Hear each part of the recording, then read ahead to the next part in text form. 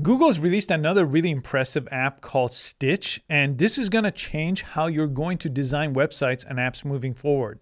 If you've heard of the concept vibe coding, that's where you type in a text prompt and the AI writes the code and it creates websites and apps for you. Well, this is kind of like that, but it's for design. You type in a text prompt describing the design that you're looking for, and this will create UIs for websites and apps. And they're really easy to edit. So in this video, I want to show you several different examples that I have.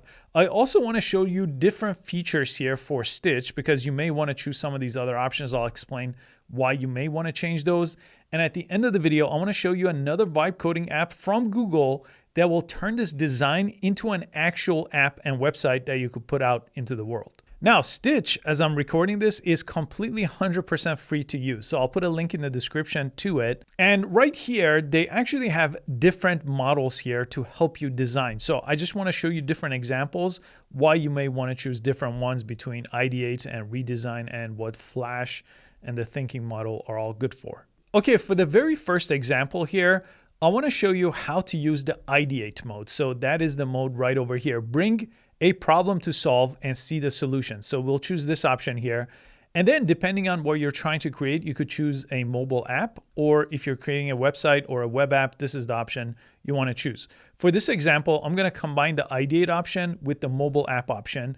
This plus sign also allows you to upload different files, or if you want to be inspired by another website URL, you could also add that over here. And then we could also enhance our prompts, but I've actually used Gemini here to create a pretty polished prompt that I'm going to copy and paste. You also have this option here. So design system, you could choose different colors and presets for that design, or you could explain that in your text prompt over here. This is a really cool option. See this live mode. I'll show you this a little bit later. This has been around for a little while inside of Google Studio. So this lets you just talk to the computer in a live interaction, and it's almost in real time. So I'll show you this in a bit. And my prompt here, again, something I got straight out of Google Gemini for creating a app for habit tracking. And I explained a few different things through my conversation with Gemini. So it's going to be gamified, but still it's going to be pretty minimalistic. I want it to be dark mode with neon accents. So you could describe some of the colors here. Now it will bring you inside of Stitch here. So it will ask you to log in with your Google account here. Again, it's completely free to use. And I'm gonna just show you a couple of the different things this does in the background that is very unique to Stitch. The first thing it does is it creates a document for itself, product requirement document, and it has a lot of information, visual direction here, core user flow. So it's not just a UI, it's also the UX, the user experience on top of the UI. It's describing the different pages it's going to need here. So that is helping me just get an idea of what it's going to do, right? So that's what the ideation portion of this does. If you select ideate, it won't just go and create. Now, a few different things you'll see down here. It says, okay, go ahead and design it. Let's go ahead and select or adjust our color palette here, or let's change the home screen hierarchy. And you could also just type what you want changed. Now, this is my preferred workflow. I do this with vibe coding apps too. I usually have it set to a planning mode. That's what it's called in vibe coding apps typically. So it gives me the plan, and then I say, okay, go ahead and move forward with the plan. So I just click that option next. Okay, and it's created our first version over here. I want to show you a few different things it's created. On the left side, you could see all the different things it's done. So you could read about it. It's going to show you the next step and what you'd like to explore next.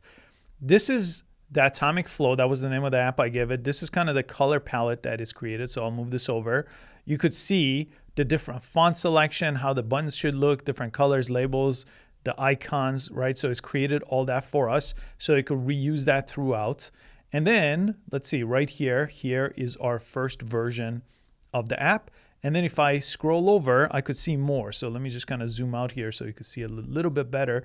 So it's created a couple of the different pages for us. And if I want to build more pages, it says add the habit detail screen. Okay, we got ourselves the new screen here. And the nice thing with this canvas is you could move things around as you need to and lay it out however you want. Sometimes we'll create something towards the bottom. The other option I really like is this direct edit option. So any of these elements here are very quickly editable. So you could just edit the text or use AI to edit it.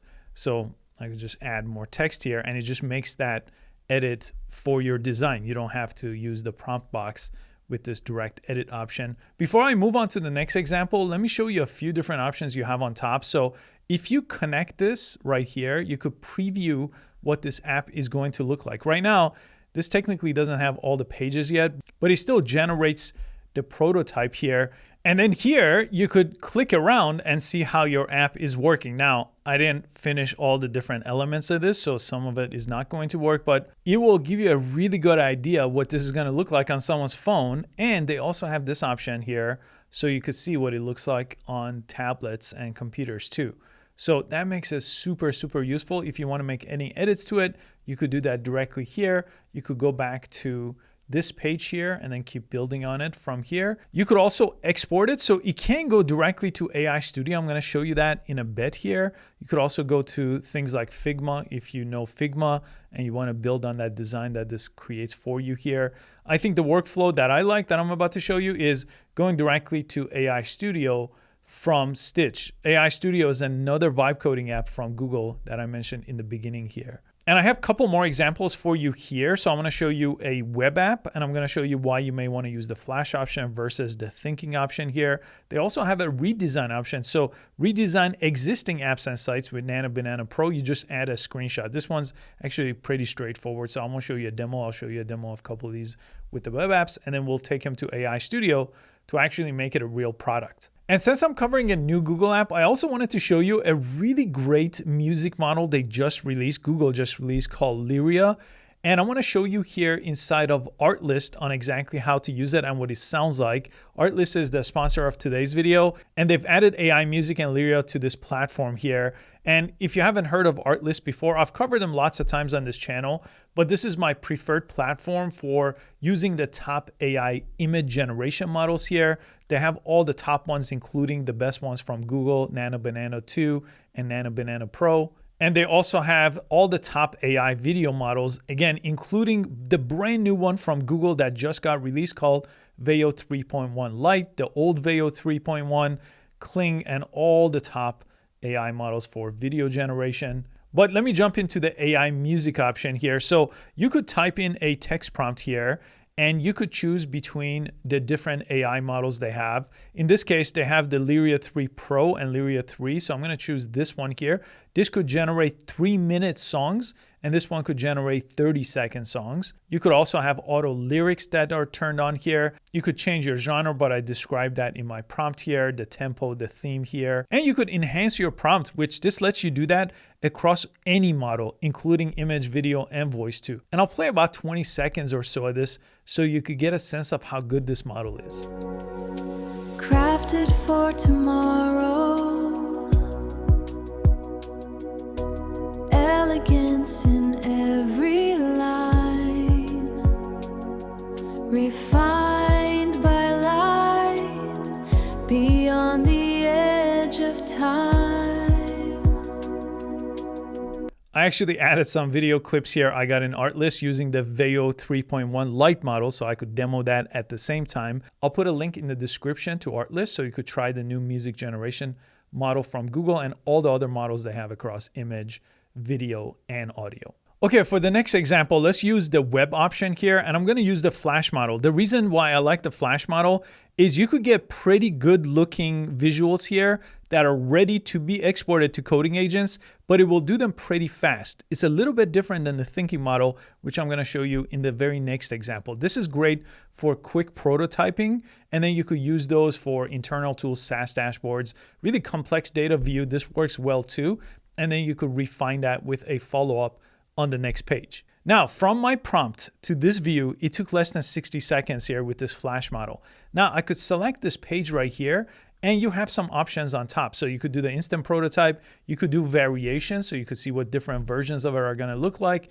You could get the mobile app version of it, and you could also modify it by making edits or annotating things. You could preview it like I showed you in the last example here. Right now, let me ask for a quick variation, and it's asking how many I want. Let's get 2 other variations, and then you could refine anything, explore, or reimagine any of it. Right now, I'm just gonna press generate without giving it any of these instructions, and I'll show you a couple of the new pages it's going to make for us. And we got ourselves 2 different variations. So you could see this one looked completely different than the original one. And that's why I like this Flash model for fast prototyping, just to see, hey, let me get a bunch of different variations of what a SaaS analytics dashboard could look like. And then I could build on one. I could make any adjustments to it. Again, all these options on top are available here. You could even take it to Figma, for example. And then I'm going to show you the exporting option where we're going to turn this into a real product.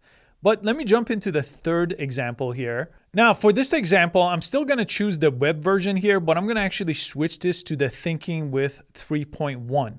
Now, this is going to be the most advanced version of Google Gemini that's available. That is the thinking model. So it's not for fast prototyping. It's not for ideation or redesign, but it's actually really good if you want a public-facing website, for example, or a public-facing app, if this is something you're going to take to market or put in front of your customers. So this is going to be, for the most part, what I'm going to choose. You could also use ideate. And then inside of the next page, it lets you choose a different model. And then you could choose that to the Pro model here to get the best result. Again, it works for web and it works for apps. Now, from all the different tests that I've done with it, this just gives you the best looking websites, landing pages. It has the best aesthetics. The typography looks better. And the spacing, especially on some websites, the spacing could matter a lot. So this chooses typically the best layout so far in my experience. So I'll send this out, but this will take a little bit longer than the previous examples I've shown you so far. Okay, this took a couple minutes and I think it followed our prompt very closely here. And it shows really nice modern colors. It looks really premier and yeah, really nice looking landing page for our made up coffee company here. So you could obviously do all the changes that I showed you with follow-up prompts and things like that. There's one thing I wanted to show you, which is this icon right here. It says start live mode. Let me show you what that does. Hey, what are we designing? Hey, can you actually change the layout of the text? It's really hard to see the text. So maybe do something with the background and the text so it's a lot easier to read now that it's centered. That's a great catch. Readability is key. What if we explored a brighter text color against the dark background? Maybe a crisp white or something even more luminous? Okay, give me something more luminous. On it. Let's make that text really glow. Check out the updated screen. We've really made that text stand out. What's next? Okay, I'm going to go ahead and stop that. But if you prefer to talk to your designer like that, well, that's a really great option here, which is called live mode. It's been around inside of Google AI Studio for a bit, and it could see your screen. It could be your AI tutor, for example, but I really like it inside of the Stitch app, so it could get you new designs, and then you could just see them all side by side as you make progress. Okay, I'm gonna go back to the original one. I deleted the other ones, and I'm gonna show you how to actually take this now from the design you're happy with to an actual website. Okay, and you could again do this with the app. So that's going to be in the export option, and that's going to go to another app called Google AI Studio. Now, Google AI Studio basically is a vibe coding app. You type in a text prompt here, and it writes the code for you in the background, and it gives you something that you could publish really easily. So I'm going to go back to Stitch, and I'm going to choose the export option. The other option you have is you can technically take a screenshot, upload that screenshot, and ask Google AI Studio to make it for you. But since this is part of the same company, well, they have this format already. So I'm going to say build with AI Studio. Now, what it's done is uploaded images. The markdown file is here and a little bit of a prompt here. And that's all it needs. So I could just press build here. Okay, and we got ourselves our actual website here. Let me just kind of scroll through. And yeah, I mean, it's matching almost exactly what our design was inside of Stitch. So this was our design. Let me just kind of zoom in inside of Stitch. And in this case, it did use the centered version. So it did take the one I deleted. Now, let me just look at it here on our mobile view. Make sure it's mobile optimized. Yeah, that looks great on mobile. So this is pretty much good to go. I obviously have to test it a little bit more and make sure there's nothing strange here that I need to change. This, just like Stitch, will give you some updates. So you could have user logins, for example. You could add more pages here. You could add dark and light theme. And you could also add AI features. So if you make a web app that needs AI to function, well, you could have that, and then users could use AI functionality powered by Gemini. Now I just need to press publish on top, and I'm gonna go ahead and press get started. You just need to create yourself a project. Now this is gonna go in the cloud, so you may need to set up billing on the next page. And once you do that, your app will get published, and then I could just open up that link. And this is our new website. So looks exactly like what we saw inside of Google AI Studio.